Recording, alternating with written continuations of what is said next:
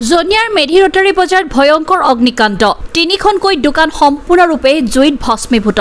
প্ৰায় 40 লক্ষাধিক টকাৰ সামগ্ৰী ইতিমধ্যে ক্ষতিসাধন হয় বৰপেটা জিলা তথা আৰক্ষী থানাৰ অন্তৰ্গত জনিয়াৰ মেধিৰতাৰী বজাৰত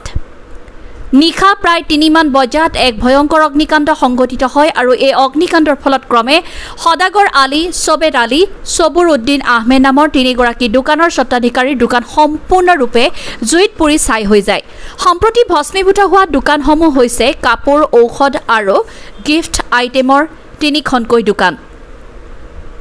উল্লেখযোগ্য যে স্থানীয় ৰাজ্যৰ সহযোগত অগ্নি নিৰ্বাপক বাহিনীৰ তৎপৰতা জুই নুমুৱাবলৈ সক্ষম হয় যদিও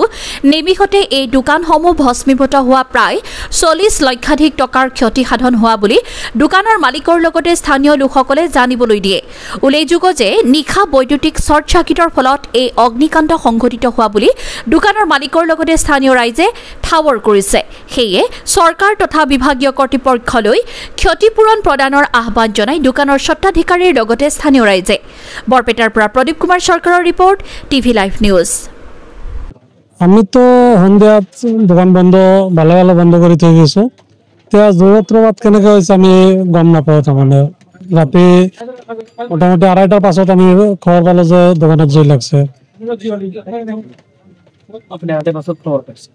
আমি ফোনত খবৰ পাইছো আমাৰ ঘৰটো ইয়াতে নহয় ঘৰ হ'ল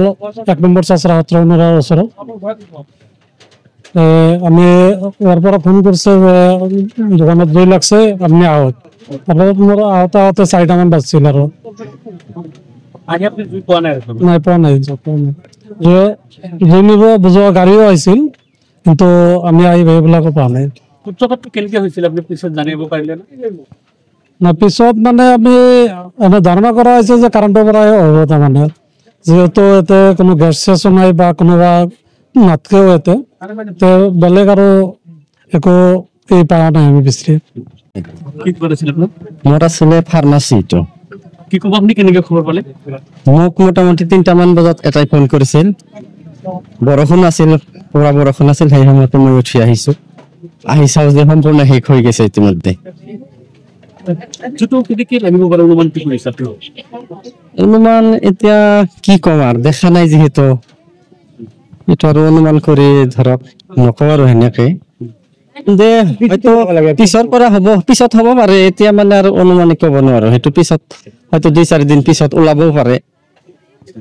কথাটো হৈছে কি বহুতৰ এনেকুৱা কিছু সন্দেহ থাকে হয় ব্যক্তিগত কোনো সূত্ৰতা কাৰোবাৰ লগত থাকে তেনেকুৱা যদি আছে হয়তো মানে হেনেকুৱা হয়তো নাই কিন্তু তথাপি সন্দেহ হয় এইটো পিছত তাৰমানে ওলাব পাৰে কি জানি আৰু এনেকুৱা মুহূৰ্তত নাম নকয় এটা নাম নকয় আৰু কি কামনা কৰিছে কামনা মানে মোৰ তো সম্পূৰ্ণ জ্বলিয়ে গেল